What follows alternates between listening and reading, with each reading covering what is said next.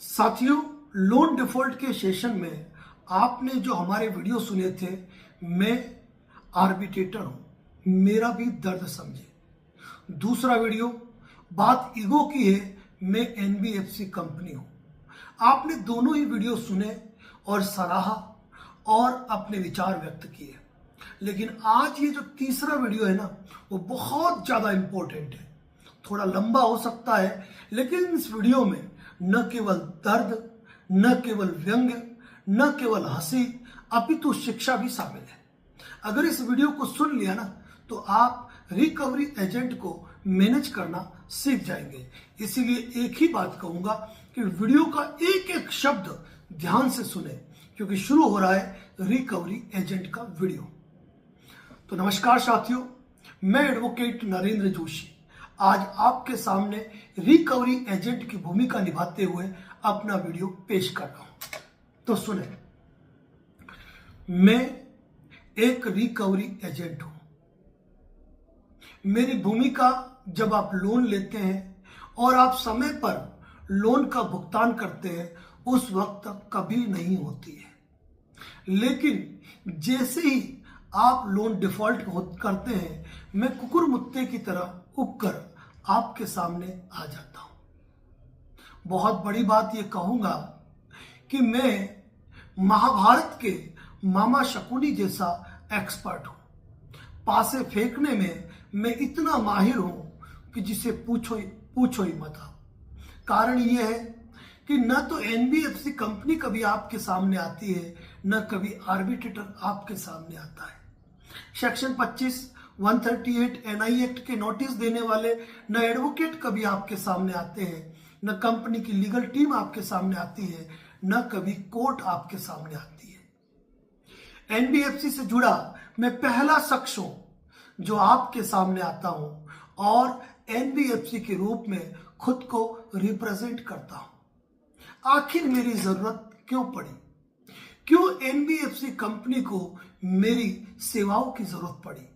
जबकि NBFC company अच्छी तरह भली भांति जानती है कि मेरा काम केवल और केवल येन केन प्रकारेण साम दाम दंड भेद किसी भी नीति से डिफॉल्ट की गई ईएमआई को वसूल करना होता है। मैं एक रिकवरी एजेंट हूं। मुझे बड़ा दुख होता है कि मुझे रिकवरी एजेंट कहा जाता है।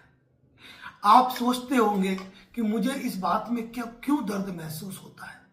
अरे क्यों नहीं हो मुझे दर्द महसूस? मैं कोई पुलिस ऑफिसर नहीं हूं कि मुझे कोई ऑफिसर कह के बुलाएगा।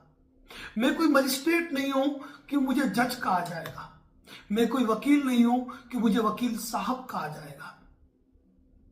मैं कोई लीगल टीम से जुड़ा हुआ बंदा नहीं हूं कि मुझे मैनेजर कहा जाएगा। मुझे कहा जाता है रिकवरी एजेंट। ये दर्द मुझे है, क्योंकि एजेंट का कहीं ना कहीं अर्थ निकलता है कि मैं कंपनी की राशि को रिकवर करने के लिए आपके पास आया हूं। और जब आप मुझे रिकवरी एजेंट कहते हो ना, तो मेरे पीछे न रिकवरी एजेंट जी लगता है, न कभी रिकवरी एजेंट साहब लगता है। मुझे जी सुनने की तो जैसे आदत ही नहीं है। सम्मान तो मैंने मेरे जीवन में कभी प्राप्त किया ही नहीं। आप मेरे दर्द को कैसे महसूस करोगे? और जब मेरे दर्द को, मेरी कोई तकलीफ को जब कोई दूसरा इंसान महसूस नहीं कर सकता है, तो मैं आप लोगों के दर्द को क्यों महसूस करूं? मैं जानता हूं मैं एक रिकवरी एजेंट हूं। मेरी हद क्या है, मेरी सीमाएं क्या है, आरबीआई ने मुझे कहां तक बांध रखा है। लेकिन कुछ भी हो, एनबीएफसी कंपनी की लाखों रुपए की सैलरी प्राप्त करने वाले कर्मचारियों से मेरी जो भूमिका है वो कई गुना बढ़कर है। क्यों? क्योंकि उन्हें एक प्रोटोकॉल के तहत काम करना पड़ता है। पर मेरा तो कोई प्रोटोकॉल ही नहीं है। न मेरा कोई धर्म है, न मेरा कोई मजहब है। मेरी जुबान और मेरे डोले शोले ही मेरी ताकत है, और उसी ताकत के बल पर मैं रिकवरी का काम करता हूं। लेकिन यह क्या, आज की तारीख में यूट्यूब पर, सोशल मीडिया पर लोग इतने अवेयर हो चुके हैं कि हम किसी को फोन करते हैं तो सामने वाला हमें फोन पे कहता है, फोन पे कोई भी बात करने से पहले वो हमसे प्यार से बात करता है, हमसे कंपनी का नाम पूछता है कि आपका नाम क्या है, फिर पूछता है लोन अकाउंट नंबर क्या है, कौन सी एजेंसी से बोल रहे हो, और कॉल को रिकॉर्डिंग मोड पे रखता है। न चाहते हुए भी मैं कुछ गलत शब्द बोल देता हूं तो वो रिकॉर्डिंग सेव करके रख लेते हैं, और मेरे लिए कितनी दिक्कतें खड़ी होती है मैं आपसे कह नहीं सकता हूं। भले मैं आपको फोन पर आपके मुंह पर कह दूं कि मेरी शिकायत कर दो, मुझे पुलिस स्टेशन ले जाओ, पर आपको पता नहीं है कि 90% रिकवरी एजेंट को ऑलरेडी पुलिस द्वारा पाबंद किया हुआ होता है। मैं भली भांति जानता हूं कि यदि मुझे लगातार 3 बार पुलिस ने अशांति भंग करने, न्यूसेंस करने के मामले में यदि मुझे पाबंद कर दिया है ना, तो मैं गुंडा एक्ट के अंदर आ जाता हूं। होली हो, दिवाली हो, वार हो, त्योहार हो, चुनाव हो, हर मामले के अंदर मुझे धर लिया जाता है और मुझे जेल की सलाखों के पीछे डाल दिया जाता है। और अगर मैं शराफत से रिकवरी करूं तो मैं जानता हूं मैं 1 रुपए की भी वसूली नहीं कर सकता हूं। अगर मैं किसी कंज्यूमर से, किसी लोन डिफॉल्टर से अगर मैं प्यार से बात करता हूं ना, और ये बात मेरी टीम मैनेजर सुन ले, मेरे अधिकारी सुन ले, तो वो कहते हैं कि तुम रिकवरी करने के लायक नहीं हो, तुम तुम्हारे घर चले जाओ। रोज सुबह होते ही एक लिस्ट थमा दी जाती है और कहा जाता है कि आज तुम्हारा टारगेट ये है और टारगेट पूरा करके आना है। मैं किसी के घर जाता हूं तो कहते हैं कि वो यहां नहीं रहते, वो तो चले गए। जब रात को उनके घर जाता हूं तो वो मौजूद होते और कहते हैं क्या आरबीआई ने तुमको परमिट कर रखा है रात के टाइम में आने के लिए? दिन के टाइम में वो फोन नहीं उठाते, रात के टाइम में फोन लगाता हूं तो मुझे कहते हैं क्या तुमको आरबीआई ने स्वीकृति दे रखी है रात को कॉल करने के लिए? जब मैं किसी को कॉल करता हूं तो कॉल रिकॉर्डिंग होती है। आजकल जब मैं किसी को कॉल करके कहता हूं कि मैं आपके घर आ रहा हूं तो पहले से मेरे व्हाट्सएप नंबर पे लोन रिकवरी एजेंट नोटिस आ जाता है। जब मैं उसको पढ़ता हूं ना तो मेरी चिंताएं 100 गुना बढ़ जाती है, क्योंकि उस पर लिखा होता है कि home visit letter, office visit letter, DRA licence, company का आईडी कार्ड और अपने स्वयं का पहचान प्रमाण पत्र लेके आपको आना है और मोबाइल रिकॉर्डिंग पर बात की जाएगी। अब मैं भली भांति जानता हूं कि मोबाइल रिकॉर्डिंग पर मेरी बात होगी, मेरे वीडियो वायरल होंगे, और आज सोशल मीडिया के दौर में जब ये वीडियो मेरे वायरल होते हैं तो मुझे कितनी असुविधा होती है, पर मैं क्या करूं? धंधा है पर गंदा है, करूं तो करूं क्या? डीआरए लाइसेंस तो चलो मेरे पास है भी, एक छोटी सी ट्रेनिंग है, 10वीं 12वीं पढ़ा लिखा हूं मैं, डीआरए लाइसेंस बनवा भी लूंगा, लेकिन कंपनी मुझे होम विजिट लेटर देती नहीं है, ऑफिस विजिट लेटर देती नहीं है। मैं कंपनी से 1000 बार कह चुका हूं कि मुझे होम विजिट लेटर दो, ऑफिस विजिट लेटर दो, तो वो कहते हैं नहीं, इसकी कोई जरूरत नहीं है, तुम जाओ अपने दम पर। और जब मैं आपके पास आता हूं तो आप मुझे हाथ में एक कागज देते हो और कहते हो कि आपने कंपनी को पहले प्रायर नोटिस दे रखा है। आप कहते हो इंटीमेशन लेटर पढ़ो। जब मैं इंटीमेशन लेटर को पढ़ता हूं तो खुद के बारे में इतनी बड़ी कहानी पढ़ के मैं होश खो बैठता हूं। लिखा होता है उसमें कि बिना अधिकृत दस्तावेजों के मैं आया हूं, मुझसे मोबाइल रिकॉर्डिंग पर बात की जा रही है, मेरे पास होम विजिट लेटर नहीं है, डीआरए लाइसेंस नहीं है। जितनी चीजें लिखी होती है ना, उतनी एक भी चीज मेरे पास होती नहीं है, और मुझे कहा जाता है कि इस लेटर पे साइन करो। मैं साइन कैसे करूं? मेरी मजबूरी भी तो समझो, मेरी मजबूरी भी तो समझो। मैं साइन कैसे करूं? अगर मैं साइन करूं तो कॉपी ले जाके मुझे अपने ऑफिस में देनी पड़ेगी और ऑफिस वाले मुझे फटकार लगाएंगे, क्या इसीलिए तुझे रखा है, चल निकल यहां से, मुझे निकाल देंगे। मन तो करता है ये सारे काम छोड़ दूं, लेकिन इस काम में अच्छी कमाई भी है।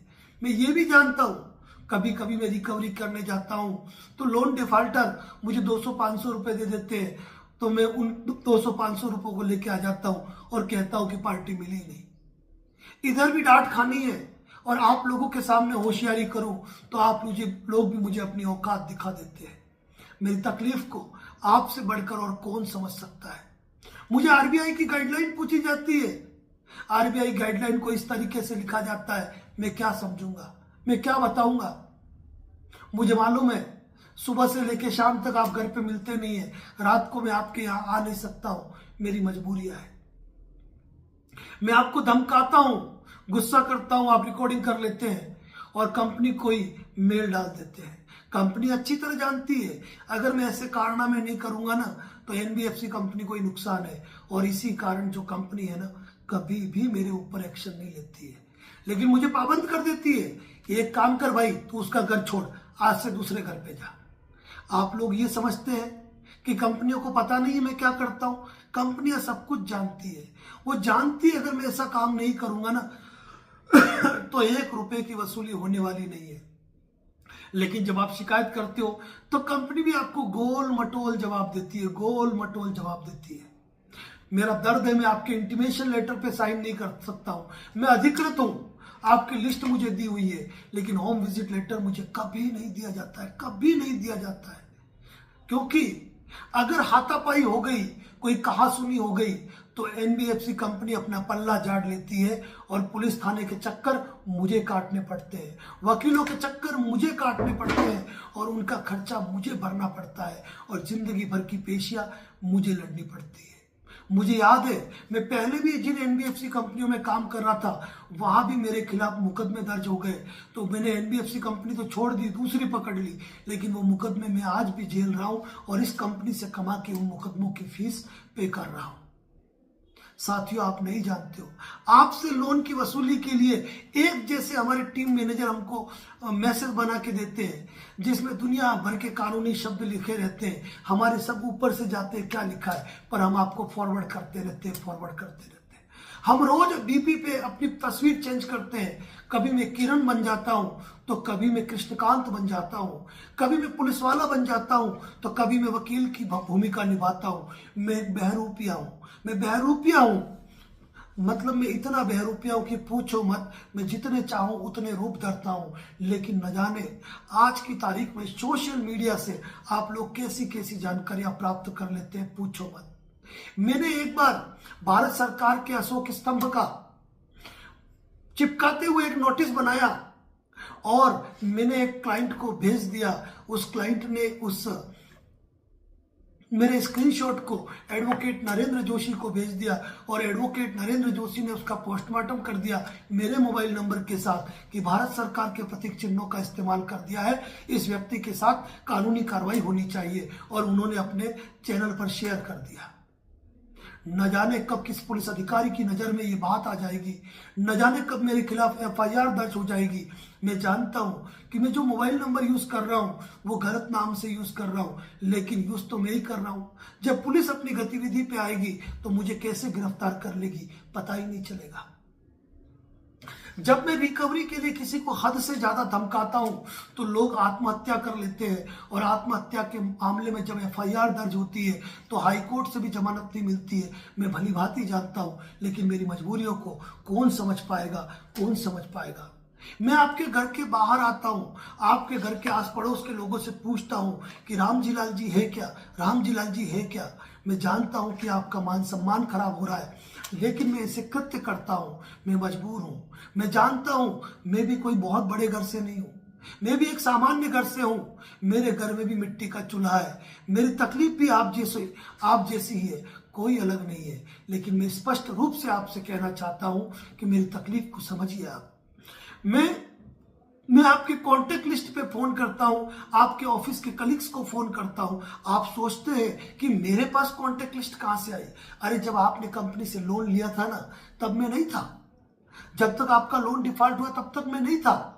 लेकिन इतनी अक्ल तो आपको भी होनी चाहिए कि आपके कांटेक्ट लिस्ट मुझे एनबीएफसी ने ही प्रोवाइड कराई है, क्योंकि जब आप लोन लेते हो ना तो आपके कांटेक्ट को एक्सेस कर लेते हैं।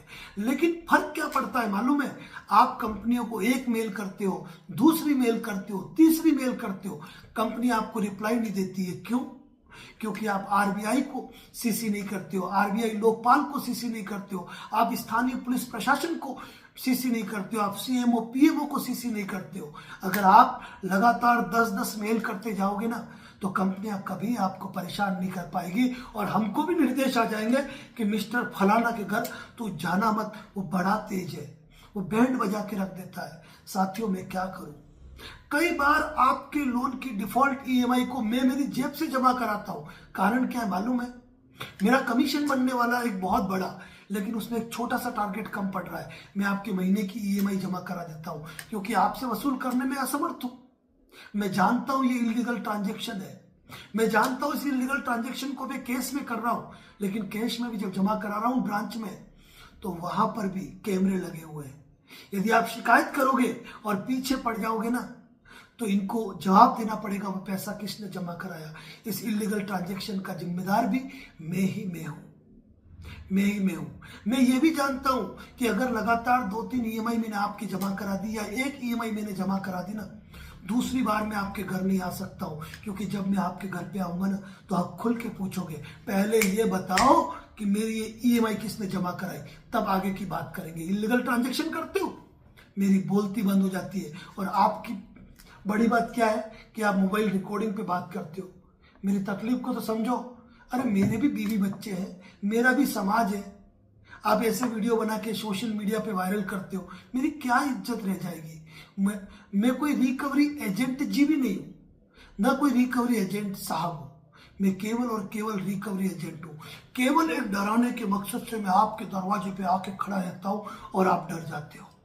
मैं आपके डर का पूरा फायदा उठाता हूं, लेकिन जब मैं आपको कॉल करता हूं उसी समय अगर आप लोन रिकवरी एजेंट नोटिस भेजे, मैं आपके घर पे आ जाऊं, उस समय अगर आप वीडियो रिकॉर्डिंग करते हुए मुझे हाथ में इंटीमेशन लेटर दोगे और कहोगे मैंने कंपनी को प्रायर नोटिस दिया, इस पे साइन करो, और आप मेरा फोटो खींचोगे या वीडियो बनाओगे और मुझे पूछोगे आपका नाम बताओ, कौन सी बैंक से हो और मेरा लोन अकाउंट क्या है, मैं हकला जाता हूं। ऐसा लगता है मेरे मुंह में जुबान नहीं है, मेरे मुंह में जुबान नहीं है, मैं इतना कमजोर पड़ जाता हूं, पूछो मत। और एक बात और कहूं मैं आपको, सबसे बड़ी बात, मेरी मजबूरी क्या है। मुझे कहा जाता है तुम एक ईएमआई कलेक्शन करके लाओ, मार्च का महीना चल रहा है, सिर्फ एक ईएमआई का कलेक्शन करके लाओ। साथियों, उस एक ईएमआई कलेक्शन करने के लिए मैं आपको माई बाप कहता हूं, बड़ा भाई कहता हूं, आपके सम्मान में झुकता हूं और कहता हूं सिर्फ एक ईएमआई भर दो। कंपनी का एमडी, कंपनी का जनरल मैनेजर, कंपनी का टीम लीडर, कंपनी का जो भी अधिकारी हो, वो जो वादे नहीं कर सकता है ना, वो वादे आपसे मैं करता हूं कि अगले महीने में आपके लोन का सेटलमेंट कराऊंगा, सिर्फ एक महीना भर दो। मैं भली बात ही जानता हूं, एक महीना भरते ही आपका लोन डिफॉल्ट से बाहर हो गया, मेरा काम हो गया। अब अगले महीने मुझे आपके घर आना नहीं है। और जुबान, ये तो चमड़े की जुबान थी, फिसल गई। अरे जब आपने लोन लिया, आपने भी तो एग्रीमेंट किया था हर महीने आप ईएमआई पे करोगे। जब आपने अपना वचन नहीं निभाया, तो मैं तो साहब रिकवरी एजेंट हूं, मेरे जुबान की क्या वैल्यू। और जब आप लोग कहते हो कि भाई तुम अगले महीने सेटलमेंट दोगे, तो अभी कर दो, मेरी बोलती बंद हो जाती है। एक मैं अक्सर आपसे कहता हूं कि हमारी कंपनी, हमारी एनबीएफसी, हमारी बैंक कभी सेटलमेंट नहीं करती है। दिल पे पत्थर रख के बोलता हूं, क्योंकि झूठ बोलते हैं हम झूठ नहीं बोलेंगे तो हमारा काम नहीं होगा। सुबह सुबह हम उठ के भगवान को अगरबत्ती करके हम माफी मांग लेते हैं कि आज के दिन हम जो भी गलत काम करें उसके लिए हमें माफ कर देना, और फिर झूठ शुरू हो जाता है। मैं जानता हूं मैं कुंभ स्नान करके आ गया, लेकिन फिर भी मेरे पाप नहीं मिटे हैं, क्योंकि मैं आप लोगों को परेशान करता हूं। जबकि मैं जानता हूं मैं खुद एक गरीब इंसान हूं, आप लोगों का दर्द क्या है, आप लोगों की तकलीफ क्या है। बड़ी बड़ी दाढ़ी रखकर, डोले शोले टी शर्ट पहनकर आ जाता हूं मैं आपके सामने, आपको डराने। और जब आप डर गए ना, समझ लो मेरा काम हो गया। मैं बड़ा खुश हो जाता हूं जब आप लोग डर जाते हो, लेकिन आजकल लोग डरते नहीं है। बहुत बड़ा दर्द है ये कि आप लोग डरते नहीं है। मैं कैसे डराऊं आपको, मुझे समझ में ही नहीं आता है। और सबसे बड़ी बात, मैं फर्जी सेटलमेंट लेटर भी बनाता हूं। करना क्या है, मुझे तो एक ही महीने आपके पास आना है। करूंगा क्या, 5 लाख का लोन है, आपको 70,000 का सेटलमेंट दे दूंगा। आपने 70,000 जमा कराया, खेल खत्म। बाद में कह दूंगा सेटलमेंट लेटर कैंसिल हो गया, या बाद में कह दूंगा क्या पता कहां से जारी होगा, या मैं कौन सा आपका चाचा भतीजा हूं, आपके घर वापस आऊंगा, फोन ही नहीं उठाऊंगा, आपका ब्लैकलिस्ट में डाल दूंगा। जब आप फोन नहीं उठाओगे तो मैं कौन सा प्रतिबद्ध हूं आपका फोन उठाने के लिए। लेकिन ये लोग कभी आप समझ नहीं पाते हो, आप कभी नहीं समझ पाते हो। इसीलिए कहता हूं ना, मैं मामा शकुनी हूं। पासे बदलना, पासे फेंकना मेरी एक बहुत बड़ी कला है, बहुत बड़ी कला। जब कंपनी में सेक्शन 25 फाइल होता है,